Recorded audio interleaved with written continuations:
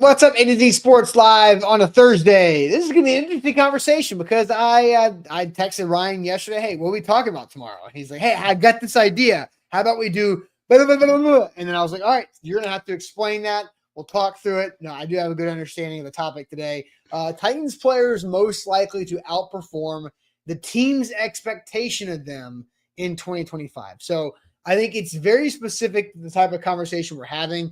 It's the team's expectation of the player.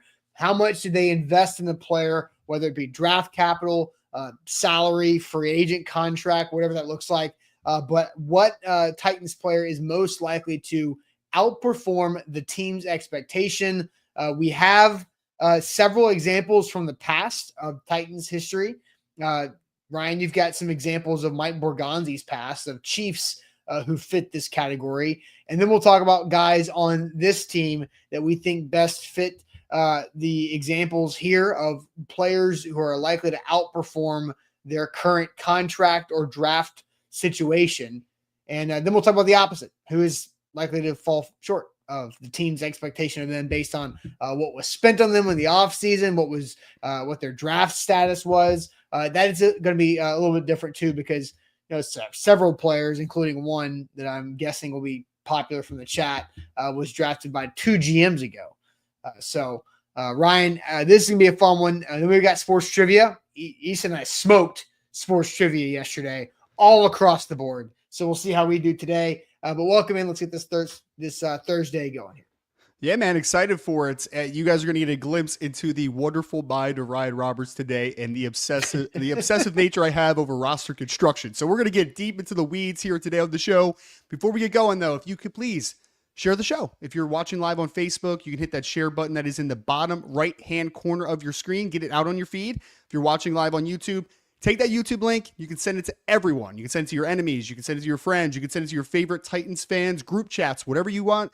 Just make sure that you find that Titans fan in your life and let them know that A to Z Sports is live and talking value and who will exceed value in 2025. You can repost us on Twitter or X to help spread the word. Don't forget that thumbs up button and leave a like on the show before we get going here on a wonderful Thursday morning. Yep, let's do it officially. Welcome to A to Z Sports here live on a Thursday. I'm Austin Stanley. He is Ryan Roberts of A to Z Sports Film Room, and we are Nashville's on-demand sports talk network, going live weekday mornings at 8 Central Time on Facebook, YouTube, and Twitch. Links to the show segment by segment on our Twitter X timeline. Hit us up on Instagram, TikTok, and Threads for more great Titans content. Gathering our sponsors, they make it happen for us, and they help out all of you. Wilson County Hyundai, make them a part of your new car buying process. Go see them in Lebanon or online at wilsoncountyhyundai.com. The Bone and Joint Institute, boneandjointtn.org. They are the region's destination for comprehensive orthopedic and sports medicine care. And Barton Drury Insurance Group, they are local and online for all of your customized insurance solutions at bartondrury.com. So here on this Thursday, it is June 26th. We have got some time off coming in the next week or so. We will discuss maybe Monday morning what our plan is for content that will keep on growing as the 4th of July holiday rapidly approaches. But Ryan, since it is June 26th, when we were texting yesterday, what the hell are we going to talk about today? I had nothing. You had something up your sleeve, and you just kind of mentioned a deep dive into your brain on how you look at roster construction. So I will let you, sir, set the table on today's topic from the depths of your mind.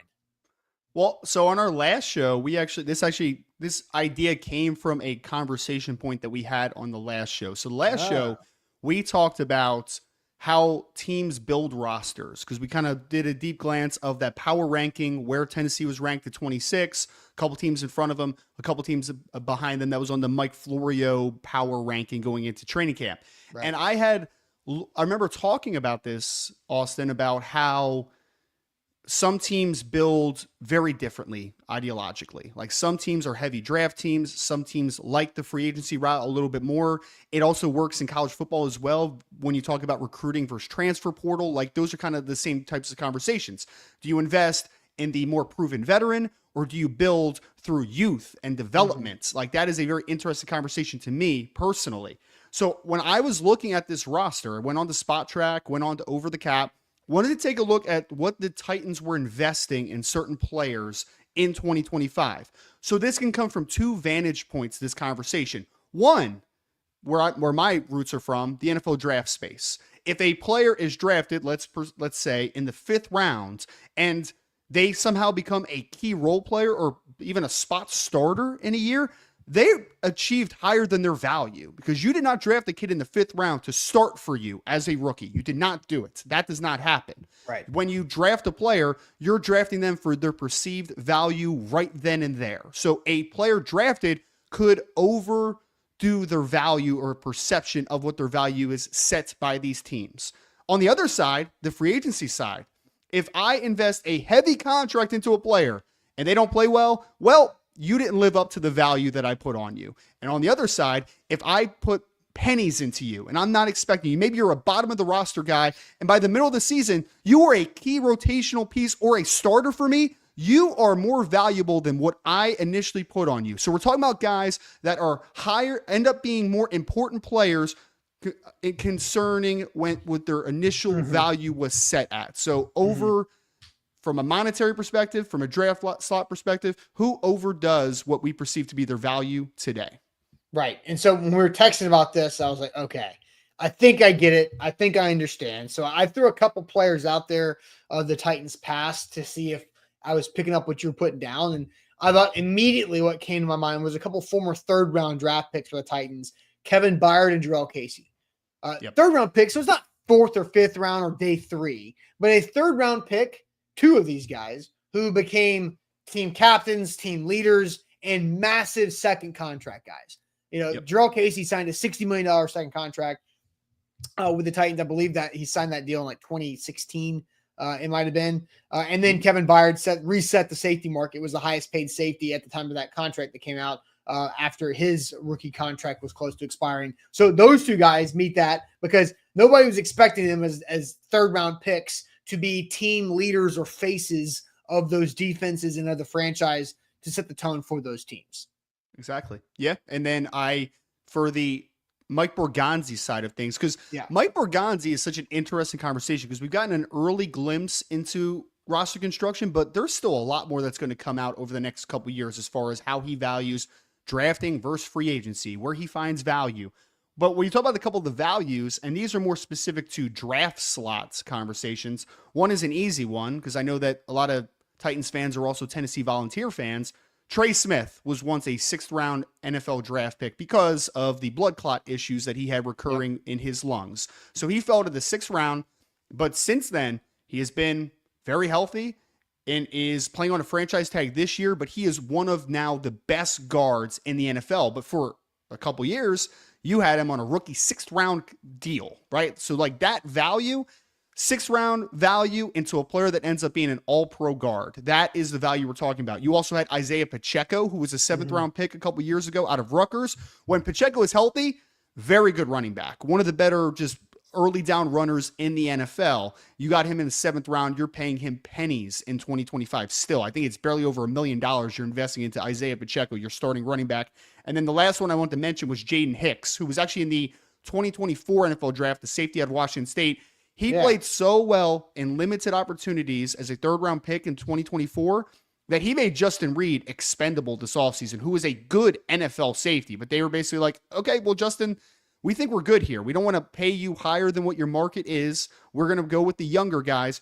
So Jaden Hicks, Isaiah Pacheco, Trey Smith are all examples of from the Mike Borgonzi time in Kansas City of values where they found, particularly in the draft. Yeah, now I'll flip it to the Titans free agency history to kind of fit that example. So free agents who came in and outperformed anybody's expectation, especially of the contract that they signed in free agency. The first one that jumped off the page to me, Ryan, when talking about Titans free agents that were just like, bang, boom, awesome.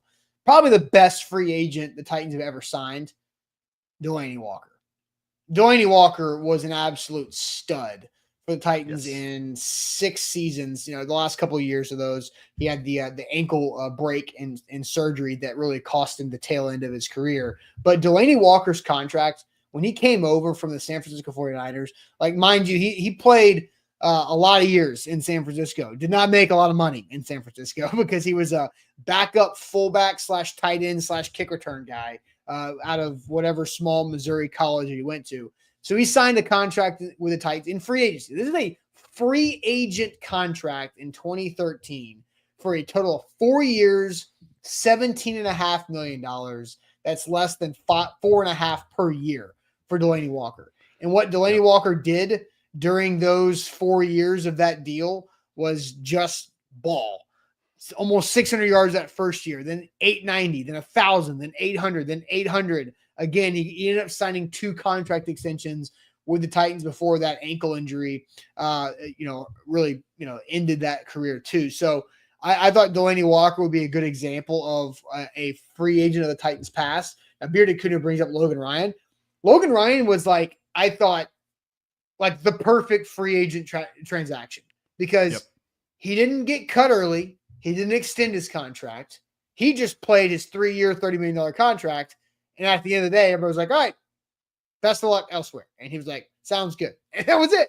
But he played really good football for 3 years and lived up to that contract, which is very tough as a corner. So I feel like we've done a good job of establishing today's topic. Now, I see Ben Jones from Chris Jump that brings up Malachi adds Brian Orakpo. Brian Orakpo was like a big splash signing when he signed with the Titans as an edge rusher out of Washington, whatever offseason that was, maybe 2016, I think it was when J-Rob started. But I think Delanie Walker was nobody was excited about Delanie Walker except for, until he got there and was like, oh, wow, this guy's balling. So I think, and then Orlando says the flip side of that could be Eric Decker. I mean, you could, and we're gonna get into the flip side today, Orlando. So don't you worry about that. We're gonna get there. You have current or formers on because I got formers on the flip side. If we want to get to that now, I would love to hear some formers, but I was talking about obviously the latter part of the show is guys that maybe we don't think are quite going to hit that value. But I would love to hear some formers. My example of former Titans who are the opposite of what we're talking about today. Chance Warmack, 10th overall pick, sucked. Guard was not good. And then sticking at the guard position, Andy Levitre. Andy Levitre signed a massive contract with the Titans from Buffalo and flopped. So Jadeveon Clowney was a 1-year deal, so it wasn't that big of sweat. You can use a lot of draft example because there's a lot of misses. I mean, I guess you could throw Jake Locker into those conversations as well, right? Like as a top 10 NFL draft pick. So yeah, unfortunate. And it's not a negative really because every team hits, every team misses. So the Tennessee Titans are not the only team ever miss on draft picks. Right. But Randy Moss was a waiver claim, guys. That doesn't account here. The Titans barely paid him anything to get here. But Vic Beasley was also a smaller contract as much as a dramatic head case that guy is. But I think it's literally Chance Warmack, top 10 pick, gave you nothing. Then you've got Andy Levitre that you paid a lot of money to that did very poor on the O-line here. You know how they always talk about one-hit wonders in music? Someday we're going to talk about the one-hit wonder of Vic Beasley. My gosh, that one season where he had 16 and a half sacks for Atlanta and never did anything again. What a one-hit wonder he was. Yep, absolutely. All right, let's go ahead and ask you guys about this current roster. What Titans player is most likely to outperform the team's expectations for them this year? So what we just talked about, outperform the team's expectation, whether that's the contract that they're on, that they're assigned to by the team, or where they were drafted and the expectation of value that they have. So Ryan laid that out there. What Titans player this year is most likely to outperform the team's expectation of them? We'll get to that here in a second. I'm sure you can use some analytics for all this, which you can learn at Lipscomb University's Sports Analytics Program, a nationally recognized university here in Nashville, but you don't have to be in Nashville to get the online grad program degree to turn your passion of sports into a career with Lipscomb University Sports Analytics. I've said this so many times, and I'm going to continue to say it because it's true. There is not a correct path to doing sports media or making sports your career. There's so many different ways and twists and turns you can take through your life to get to where you want to be. And it's always better when your work is a passion. It makes it easier to hop up in the morning. How you have a different level of enthusiasm for your job, for your work, for your career, and Lipscomb University can help you do that, because you guys are all watching this show because you love the Titans, you love sports, and you can make that a career by going through the online program at Lipscomb University for their sports analytics program. State-of-the-art, new, ahead of the curve on this. Just a few of these across the country exist today, and they're growing. So Lipscomb University is on the forefront of this, online at Lipscomb University Sports Analytics. Whether you are on YouTube, Twitch, or Facebook, they all have a like button. So make sure that you're hitting the like button. It helps out the algorithm, helps out the show here at A to Z Sports Nashville. Make sure that like button, subscribe on YouTube specifically to let you know when we have another show that is coming up. That's right. So look, it's deep June. We're about to flip the calendar to July next week. And so slow times, but I think there's a really good topic. What Titans player is most likely to outperform the team's expectation of them in 2025? And Ryan laid this out of, if they were drafted in a lower round but are a starter or a significant contributor, they overperformed their perceived value from the team. Or if you're a free agent acquisition that was paid nothing and you are now a big-time player, like I mentioned Delaney Walker was a decade ago, they overperform that value. So which Titans players fall into that category to outperform their perceived value and expectations from the team this season? What are you seeing in the chat today, Ryan? A lot of different names, which is great. So we have Kendall, who started us off with Gunnar Helm. Thinks that he is one. Chim, I guess Okonkwo is. DK. Chim, my bad. Chim, I was talking about Chim. Yeah, Chim. DK. 4th rounder. Yeah, Chim and Chig. Yeah, Chim and Chig. That's going to get a little bit confusing. Jeff, Big Ten Jeff says Treylon Burks, because his expectation is 0 right now. That's actually we were talking about how some people might take it the other way, which is interesting. I mean, honestly, Treylon Burks is an anomaly in this conversation, because the expectations of being a first round pick are very high, but the expectations of this regime that did not draft him in the first round is at 0. So like, Jeff isn't wrong there. He's one of I think he might be the only player on the roster that could fit both categories potentially. Yes, if you probably made it go that way. That's so fascinating. Yeah, that's really interesting. Eric Castillo said Van Jefferson. I think Van Jefferson's only making like a little over 1.6 million, I believe, this year. So yes, he's a low-term investment, no doubt. Jonathan had Kevin Winston Jr. and Graham Barton. We have Alec Iomanner from Assad, low-hanging fruit he adds in there. IR Hoshi says Tajay Spears would be his pick. Xavier Restrepo from Richie. DK from Orlando. Chig from Caps. We have Tyler Lockett from Steven. We have Chig from Scott. We have Cody Barton from Tall Texan. We have another Van Jefferson pick somewhere. We have Alec from Ashley as well. Chig, another one from Christian. Cam Ward from Rock, who I think is making like $8 million as a rookie. So I guess there's potential for him to over. Yeah, I don't know. But one of one. Vanessa said Burks is the mascot now. God. So I don't know. That made me laugh. Titans Kyle says Jackson Slater. We have James Lynch from Chris. I know we talked about in a small window. Man. We were talking about him on the show when we had Destin on, and apparently James Lynch, in very limited opportunities, played pretty well last year for Tennessee, it seemed like. But yeah, Chig from NM Titan, Restrepo from Sean King. We have another DK from Top Tier, Latham from Steven. So Latham's tough, man. Latham's a 7th overall pick. That's high. That's a high bar. Yeah. I mean, he's got a very high bar.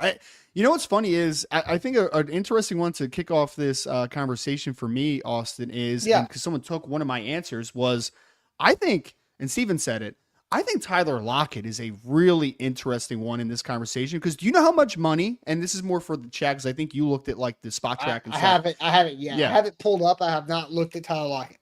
So Tyler Lockett is only making $4 million in 2025, and he has the potential to be your number 2 wide receiver. So if he has 700-800 yards, massive value. If he has 600 yards, that's a value. It's only $4 million for a guy that could potentially be your number 2 receiver. He is one of the 5 names that I had on my list, because I'm like, that's great value for a veteran that's been a proven receiver, that's had production. If he is just a solid player, I'm not talking about like 1,000-yard Tyler Lockett that he's been a couple times. If he's just 600-700 yard Tyler Lockett, $4 million is a massive steal for that type of player, I think. Yeah, I dropped my roster. I had to go pick it up. So, yeah, Lockett's a good one because of the money he's paying. He's being paid or not being paid, and the opportunity that's there. I think that is a very good. Jeff says only $4 million for him. Like we're talking NFL money, not your money, Jeff. We're Come talking about a number 2 wide receiver in the NFL potentially right there. That number 2. I mean, again, I'm not trying to compare. It's apples to oranges, but like, what did T. Higgins just get paid as the number 2 wide receiver on his team compared to what Tennessee Titans might be playing for him? And again, that's no comparison. T. Higgins is a much better player than Tyler Lockett right now. But the point is a number 2 wide receiver in the NFL makes more than $4 million, especially if he has 600 plus yards in 2025. So yes, I think that's a tremendous value. Yeah, so that's a good one. So you said you have a list of 5. So I don't want you to give away too many because mine. I have a list that's growing because the more and more I think about it, the more I'm like, oh, there's some really good options for this. And I don't know how to pick just one. Yeah. So I think for me, the rookies are almost too obvious because we've talked a lot about them. The 3 4th round guys that a lot of the chat have answered with are great answers because, I mean, you and Easton have different thoughts on Tyler Lockett. Easton doesn't think he's going to be that important. He thinks Alec Alexander and Chimdike are going to be more important than Tyler Lockett by season's end for the whole year, not like for the future, but for this season. And I mean, his salary number would indicate that Easton might be right on that, right? I mean, they did only give him $4 million for this year. So like he might be right on that. We'll see. Ultimately. Right. And Chim and Ioman are 4th round picks. So I think Easton had the stat of like day 3 receivers. Like there's not maybe 1 or 2 day 3 receivers or a small percentage of day 3 receivers have over 500 yards in their rookie years. So it's tough. Right. But that's, there's opportunity for these guys. Same thing goes along with Gunnar Helm. We talked through the rookie starting timelines yesterday. Easton and I did, and I think Gunnar Helm has a chance to start day 1 next alongside Cam Ward as a rookie because of his ability to beat out Josh Wiley at the wide position. So we talked all about that. So I'm not going to go with the rookie. I'm going to go with a second-year player for the Titans and then a guy who they just acquired this offseason that nobody's really talked about. Like in media conversations like this, but it is being talked about behind the scenes. So my first guy is James Williams. 7th round pick last year out of Miami, converting from safety in college to linebacker. We've had a topic on our short list, Ryan, that we haven't gotten to yet, so I don't want to spoil it. But James Williams could be a chess piece or a wild card piece in this defense to make this Titans defense kind of follow a trend in the NBA where there's not like set positions, but there's just athletes out there that are big, fast, physical, strong, and hit people. And James Williams fits all those things. Big, fast, physical, strong, and hits people. Now, he's learning a lot still, but James Williams is a 7th round pick, former 5-star recruit that went to Miami. So he's got a big athletic profile. I think James Williams is somebody that could easily win the starting inside linebacker job next to Cody Barton as a 2nd-year 7th round pick. I think that's a great developmental prospect for the Titans, not just this year, but also down the road. I think it's a great pick. You know why? Because even if James Williams ends up just being a good backup and a really good special teamer, it's still a value for a former 7th round pick, right? Like 7th round pick to starter is a massive value. But even if he is just a solid backup key rotation piece that plays a lot every special teams units, like that is a massive value. So yeah, James Williams I think is a really good one. I had a 2nd-year player on my list as well. I had Jarvis Brownlee, who is going to be one of your starting corners.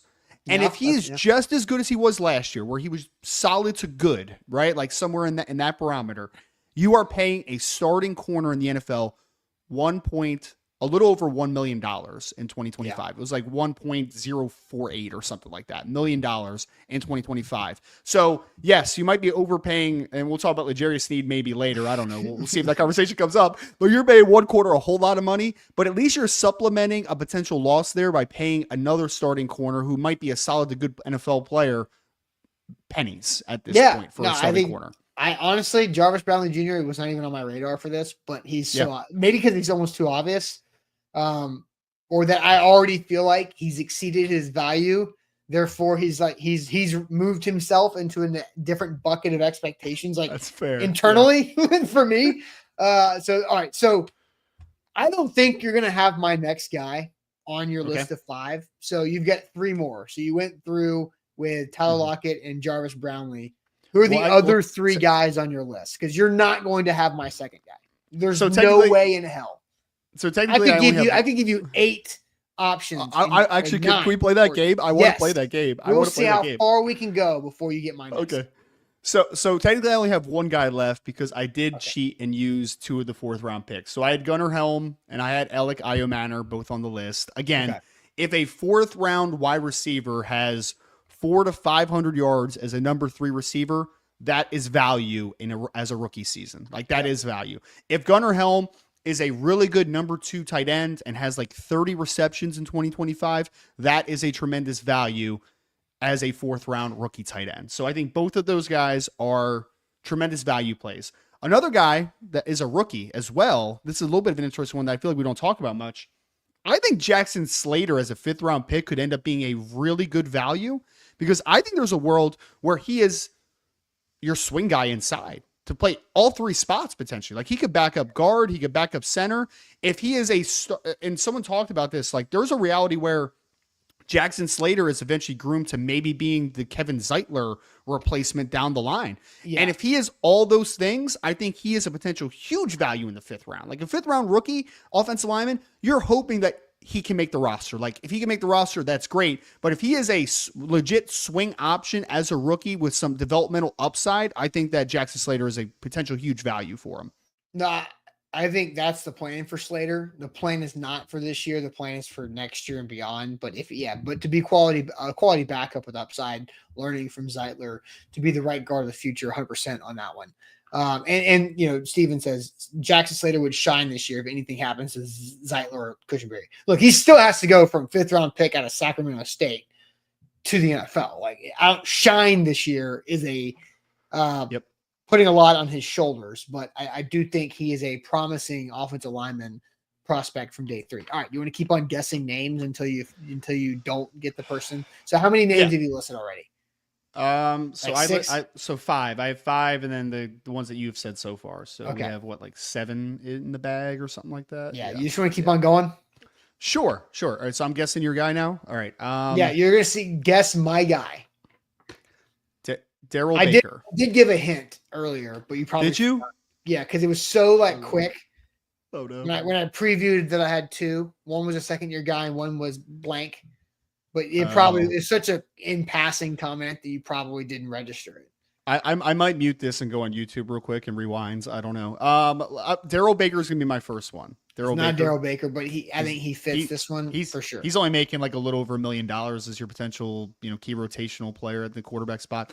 Xavier Woods is not Xavier Woods. Daryl Baker was also acquired on waivers, and so if somebody's off, you get somebody off waivers, and they're like a big time contributor, like in your rotation at corner, good pick. Not Xavier Woods. Not Xavier Woods. All right. First hint: offense or defense? Defense. Okay.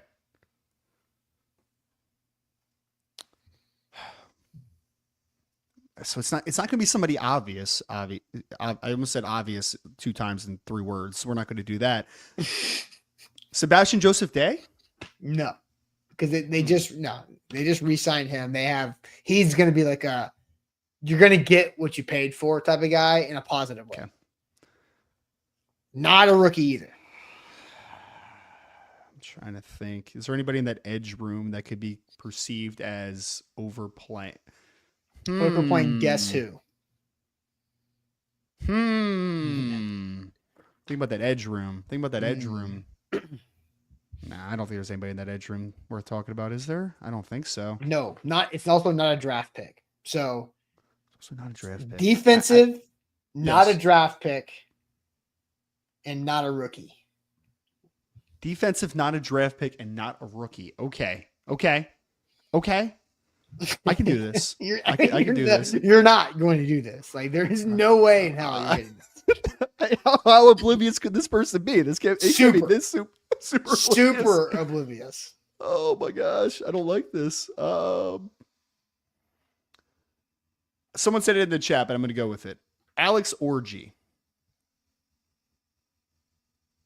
Is it Alex Orgy? It's Anthony Orgy. Anthony Orgy. I'm sorry. Alex was the quarterback for Michigan. Anthony was the linebacker for Vanderbilt. So there we go. Yes. Anthony Orgy. That is the guy. Woo. So shout out to who was Steven that? Rodriguez. Shout out to Anthony Orgy. So second year player, I guess third year player. He had 2 years of experience out of Vandy. Inside linebacker. Waived by the Saints for who knows why. I don't know why the Saints waived him. He played good football last year. The Saints have a bunch of issues with their salary cap. I don't know. It's not like he was expensive or anything. But and this is my hint. He's an acquisition this year that nobody's really talked about in conversations like this. But coaches and Easton's talked about this. Every time he's talked to a defensive staff member or a linebacker coach, Anthony Orgy keeps popping up. And so when there's opportunity and you've got young guys that don't have experience like you do with James Williams and Cedric Gray, Anthony Orgy could find himself a role. And he was also picked off waivers. I don't know what you're paying him. I mean, we can scroll really far down the over the cap link to find out where he is on this. Probably but nothing. It can't be much. He was a good player at Vanderbilt, man. He was a really good player at Vanderbilt. It'd be funny. Oh, you know how much you're paying him? $500,000 a year. I mean, it's $960, but like $960. Okay. I mean, you're paying him the same amount that you're paying Bryce Oliver, right? Wow, that's interesting.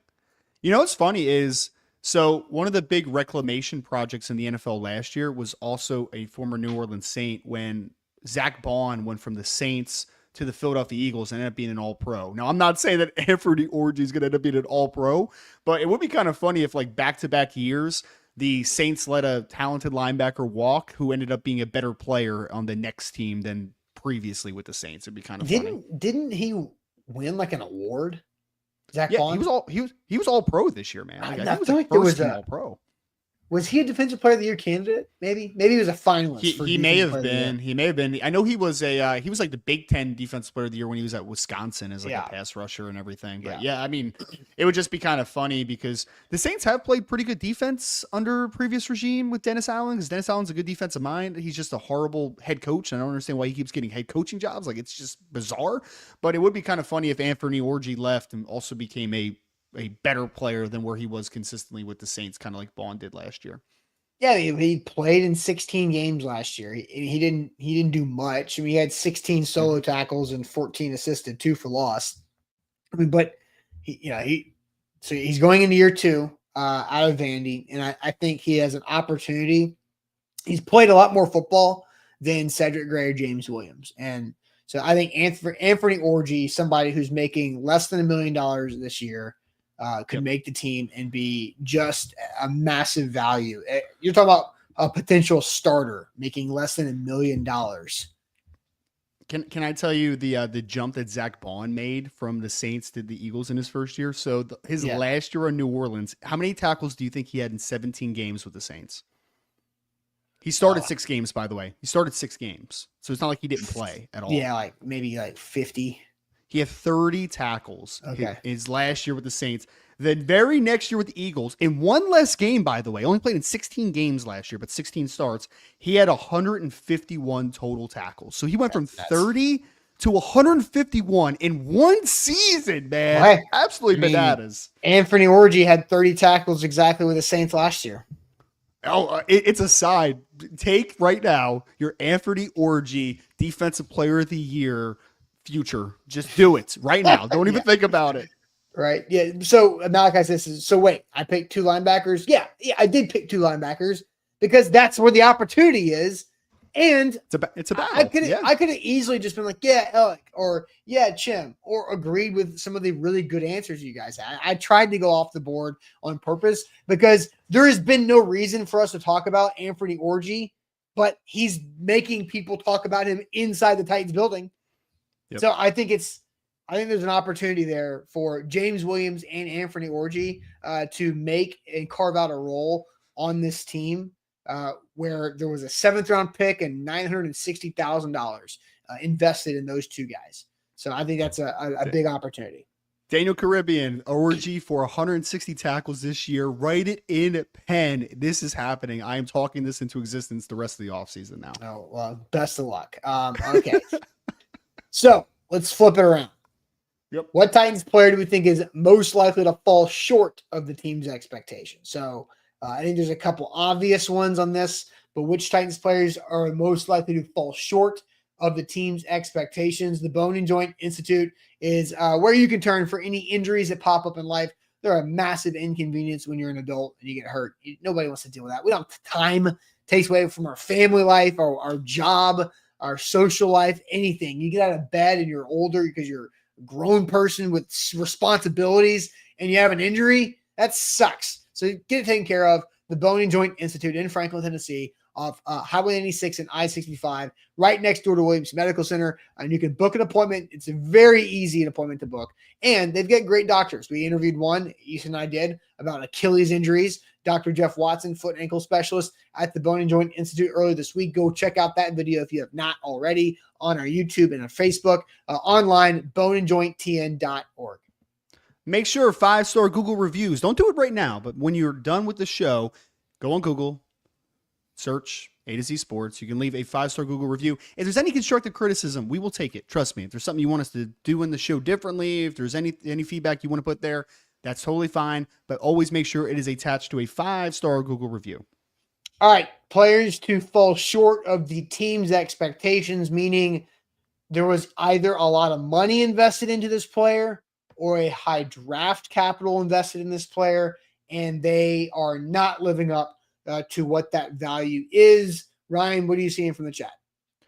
It is Daniel Caribbean. Start us off with an easy one that I knew that someone would mention. It's L'Jarius Sneed. We had then Darren who said Big Jeff Simmons would be one for him. Vanessa says Restrepo or Lockett. That's interesting. I think they're actually the opposite, but I guess depends on your perception of what they will do, I guess, if we want to morph the conversation slightly. But Tennessee also said Sneed. Cody Barton for Orlando Jones, which is an interesting one put in there. Burks. We now have a Treylon Burks in both categories. There we go. So Treylon Burks is there. Kevin Zeitler. Age may catch up to him. Dan Moore Jr. Expected that one to get thrown out there by Nick Ewing. We got Dre'Mont Jones from Titans Kyle. L'Jarius Sneed all day from Steven. Sneed again from Narrow. I'm still a Dan Moore skeptic from Yangsty Kang. The kicker from Borkington. Cam Ward is one that Dwayne put in there. Interesting. Definitely kicker from Nick Ewing. L'Jarius Sneed from Ashley. L'Jarius Sneed again from Steven. Dan Moore from Titans Kyle. Amani Hooker from Randy Hunt. Will Levis from Scott. Is there expectation for Will Levis this year? No. Very interesting. Dre'Mont Jones from Chris. Looks like he's the most recent one that's been put into the chat as well. You know what's crazy? This is a harder question because the Titans don't have a lot of big investments. True. Cam Ward's a rookie, right? Cam Ward has the number 1 overall pick contract. Yep. But do you know where Cam Ward ranks in biggest cap hits this year on the team? I mean, you probably can count real fast. Oh no, I won't do that. I had it, so I think that he is responsible for like $8 million on the cap this year. 8.8. So he has to be like almost 8.9. 14th? Like try ninth. Yeah, like it's not much. Yeah, exactly. Cam Ward has the 9th biggest cap number on the whole team. Which there's like guys that have a bigger cap hit than Cam. Kevin Zeitler barely. Arden Key by $500,000. Dan Moore Jr., Amani Hooker, Lloyd Cushenberry, Sneed, Simmons, Ridley. That's it. Yep. And so the guys, it's like Dre'Mont Jones, Tony Pollard, Sebastian Joseph Day. Then you get into the higher draft picks that are on rookie deals like J.C. Latham, Skronsky, McCreary, Burks. Then it's the value free agents like Barton and Lockett and Woods. So it's just they don't have a lot of big contracts because they don't have a lot of great players. Yeah. I mean, which is why I think that some people are going to take it from the lens of former high draft picks that maybe don't live up to expectations. I think that's another lens that obviously you can go for. But I mean, you're right. Like there's only 6 players on this roster, and I'm interested how this compares to other teams. But there's only 6 players on the roster that are making over $10 million or more this year, which is I feel like that's not a huge number just overall. Like it doesn't seem like it to me. So, I mean. Yeah, I agree with you, though. I think that a couple in that top group, I think you can make some legitimate arguments too, and an interesting, compelling conversation. But yeah, I mean, I think you do have to be a little bit picky with some of these conversations, though, because there's not like a ton of obvious answers. Yeah, I think L'Jarius Sneed is the best answer. Because he's got the third biggest cap hit at 22.5. He has a big contract that's immovable right now. He's only played 4 games healthy and a 5th game hurt where he cost you the game. And still coming back from it too, right? Yeah, and he's still not able to participate in on-field drills. Can I ask you a question? So this was not one of my answers, but I'm interested in your perspective on this. What will Calvin Ridley have to do this year to be worth $28 million in 2025? To be worth it? Yeah, because that's what he's making. I mean, he's making 28 million this year. Yeah, his cap hit's 28 even. Yes. I mean, if he's a 1,200-yard guy and has 8 touchdowns for Cam Ward, I think that's counting stats, but that's fair. I think if he's a reliable go-to playmaker for Cam Ward, then I think you're checking that box and not worrying about it. Sure. Yep. I think L'Jarius Sneed is definitely the easiest one. Absolutely. Can I throw one out that I had in there? So yeah. I did put. It's maybe is unfair to him because it's not a crazy contract, but your highest paid edge rusher on this team is Arden Key, right? Like his cap hit is over $9 million this year. So he is, and $9 million in a vacuum for an edge rusher is not a lot. So it's not like they're paying him bank to be like this sack artist, right? But right or not, the perception is if I ask you the question, who's the highest paid edge rusher on the team? The answer is Arden Key, which means the expectation should be that guy should probably lead you in sacks. And I think he had like 6.5 last year. Like he was a solid secondary rusher for them. But based upon how this team has formatted this roster now with just bringing in Dre'Mont Jones, letting Harold Landry leave, like all that type of stuff, there is increased expectations now on Arden Key. So if he has even just the same season as last year, technically he probably didn't live up to the expectation compared to being the top paid edge rusher on the roster, right? So I do think you can make an argument him. I think you can make an argument that Dre'Mont Jones too. Like it's only $8.5 million, so it's not crazy. But again, he is your Harold Landry replacement. I know Harold Landry was not a efficient player, but he did have some sack numbers, right? So if Dre'Mont Jones only has 4 sacks like he did the year prior, you're looking at him saying, I paid $8.5 million for a guy that only got 4 sacks. Like that's not a pristine investment, obviously. Yeah, I think Arden Key is a good answer too. And because I think some people out there, Easton's a part of it, that feel like Arden Key is not even a full-time starter for you. That he's and again, DPR. Yeah, right. So we'll kind of see. He's a very important player, even if he's not a full-time starter, but he's out there getting after the passer. I think he's going to play a lot. I think he's like a great third edge, right? Like in obvious pass rush situations, you bring him on the field and he can play a specific role. But yeah, I mean, if your expectation is he's going to be a starter and a key starter for you, he probably won't live up to that expectation. Correct. So I want to go back to a comment from Chris Jump. Okay. He says, are L'Jarius Sneed expectations still high after last season? And my answer is they better be. They better be, because the money that he's making this year, the money he's making in the future years of his contract, and don't forget, you traded for him and then signed him. So you gave away the 3rd round pick this past year. Remember, like, why the Titans have to trade out of 35? It felt like they had to because they didn't have another pick from 35 to 103. Like, could you imagine the Titans having a thin draft like that? Like they were able to make things do and go and draft 9 players because they needed to have a lot of shots.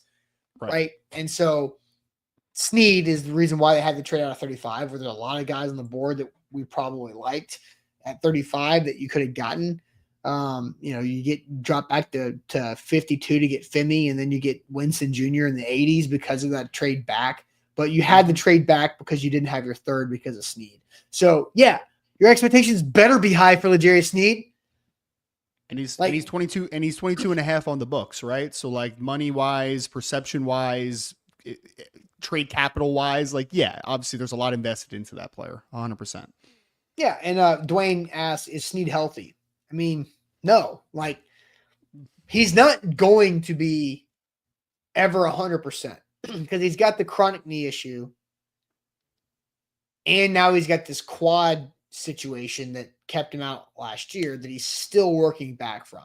I don't know how it's going to work. Darren says Snead is old and hurt. He's not old though.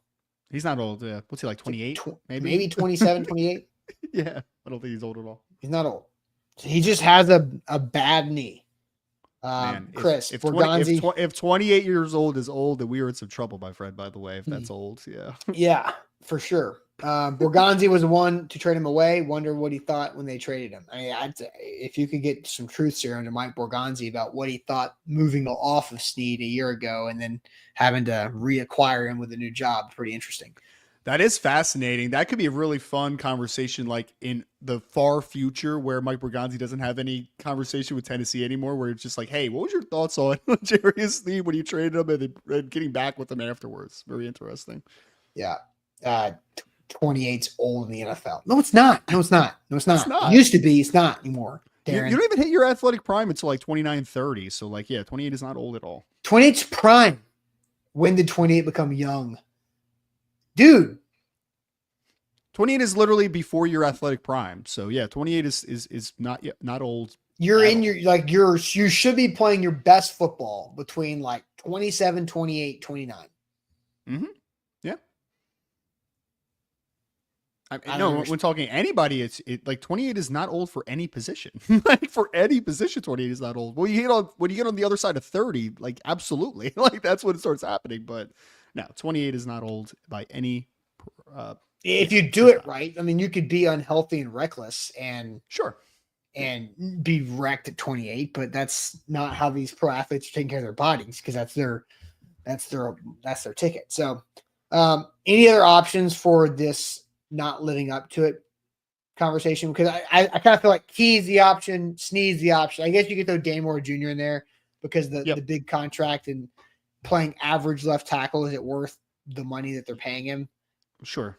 Arguable, but I had the two edge rushers and I had Danmore Jr. was my third one. And again, I didn't really want to mention him that much because one, his cap hit in 2025, we're just talking about like the 2025 season. His cap hit isn't bad. Like it's only going to be 10.8 million, right? This year. So it's not like you're paying a left tackle 20 something million dollars in 2025. And like, that's a massive cap hit. Like he's not, the bulk of his contract is not this season. So if this was more of a long-term, the entirety of their careers, I think Danmore Jr. is absolutely on the list, but I do think in 2025, I'd put him down the list just because I don't think that it's quite a make or break year for Danmore this year. Yeah, I mean, you're paying him $30 million of cash because he got a $25.5 million signing bonus, and then his base salary plus a couple roster bonuses get him up to 30 in cash this year, which is a hell of a year for Dan Moore. Next year, his base salary pops up to 19.5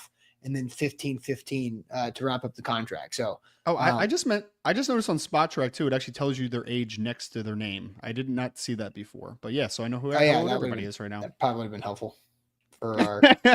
So yep. So I can verify that L'Jarius Snead is just 28, as is Jeffrey Simmons, Lloyd Cushenberry, and Dre'Mont Jones are all 28. So it's probably 20 pounds. I know Snead just turned 28, like in January. So yep. Mm-hmm. Okay, and this is Yanksty. Snead wants to be benched. Dude is ready to collect his bag and retire. No, that is not it at all. Like, that is your perspective, which is inaccurate. I don't know where you're hearing that from, or if you're just making up in your brain. This is not at all what's happening. This is not at all what anybody who is employed by the Titans as a coach or a front office member who has said about L'Jarius Snead when asked about L'Jarius Snead. You are making this up. This is false, Yanksty. This is not true. I know. How about this? I'll go inside source. inside source on this. L'Jarius Sneed impressed the chief of police in Nashville by the way he approached them when he got here, saying, I want to be an asset and help you guys. Right. And that is something that no other Titans acquisition has really done like that before. So L'Jarius Sneed wants to be a part of the community. He had a crappy year. And but Yankstee, quit spreading that stuff that you're making up in your head, because there's nothing to it. There is no substance that's based off of. And also, in his current contract, which is a 4-year contract, he's going into year 2 of that 4-year contract. He could have another payday at 30 as well. So if we're talking about like wanting to be set for life, like he could get another payday. Probably not as big as what he just got, but like it's not like he has no opportunity to get another contract, right? And this is the last step of his career. He could conceivably get another contract at age 30. So yeah, he could, but I don't know if his knee's going to hold up that long. Like this is it for him. Right? He needs to hang on to the contract he's got. Like there is an out at the end of towards the end of the contract. He needs to hang on and get all the money of that deal he can, because it's not trending in a great way. So, all right, Ryan, are you ready for a little sports trivia action on this Thursday? I hope so, man. I know the expectations have been set high because we did well last time, and apparently Easton, you guys did great yesterday. So I'm a little bit nervous, but we'll make it happen. Yep. All right. It is now that time to do it. Here we go.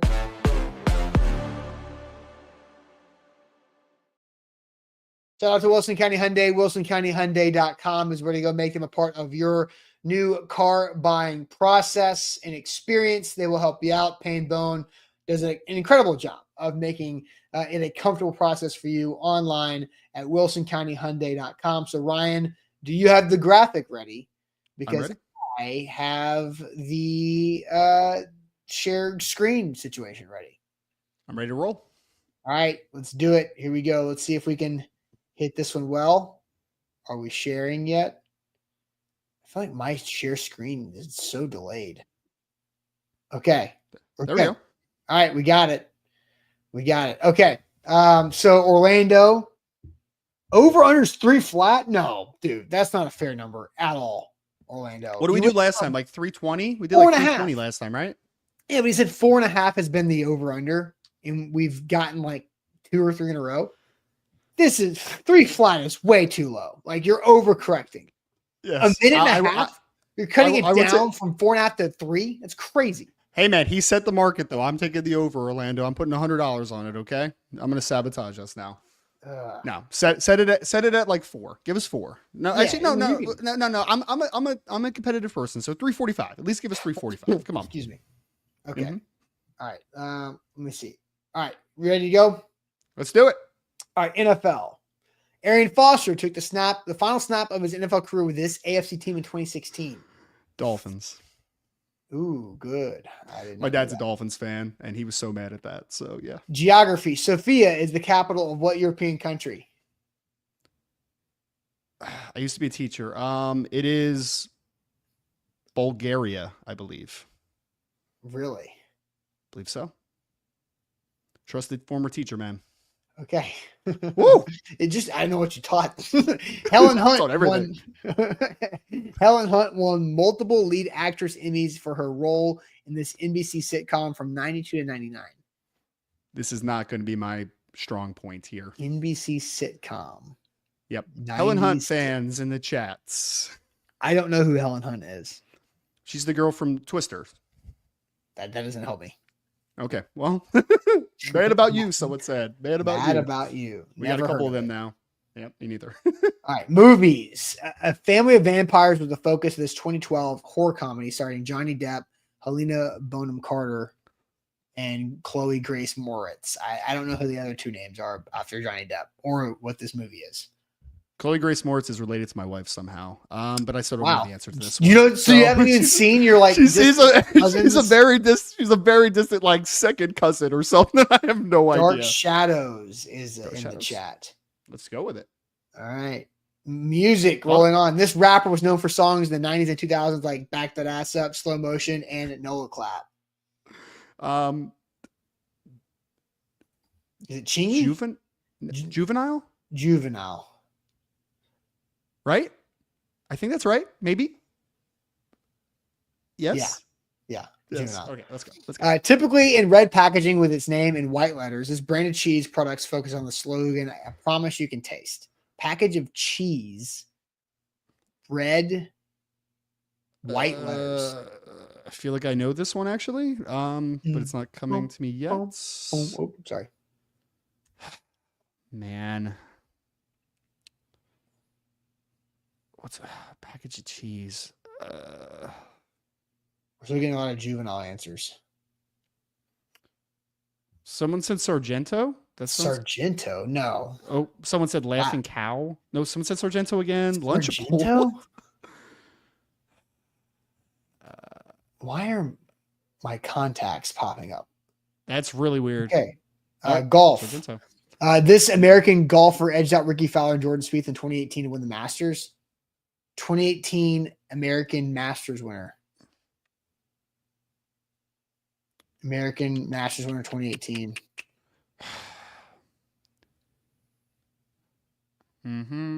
Golf fans in the chat. 2018 Masters. American. Justin Rose? He's not an American. I don't even know who Justin Rose is. Jack Nicklaus? No, come on. Patrick Reed? Reed. We have back to yes. back? Back to back? Okay. All right. We got to Okay, get good down NBA. stretch here. Yep, let's do it. Chauncey Billups, Eastern Conference team drafted Chauncey Billups. Celtics. Oh, wait. Contacts. What the hell is going on with my computer? Very strange. Celtics drafted him, yeah. All right. I used to love Chauncey Billups, by the way. Same. Big fan. I know. Thompson. Kenan Thompson, and then the girl in the middle is the one that was just in Wicked, that played the Wicked Witch. Cynthia. I don't know her name. But Evero, Cynthia something. Type Cynthia in. I think that'll pop up. Erivo. Hey, 414. There it is. We're over still, but it's all right. It's all right. It wasn't a bad one though. At least we got the full board cleared. Yeah. Notice how zoomed in Kenan Thompson was. Oh yeah. Compared to yesterday. Yeah, you say that before. So look, hey, this was a tougher board though. Look, what's look a at tougher this. board? The fact that we got all 9 correct, even with some help, was pretty good to be honest. Wasn't bad. You know what's fun is tonight we're actually going out to do trivia in person. So this is a little warm up. You've been practicing. All right. That is it for us on this Thursday. Make sure you do hit that like button, like the show, and we'll catch you guys tomorrow on a Friday. Easton has his movie review tomorrow morning for Billy Madison, and we will vote for his next movie after that. So make sure you hit the like button, and we'll see you guys tomorrow for Easton's next movie review this summer. Appreciate it as always.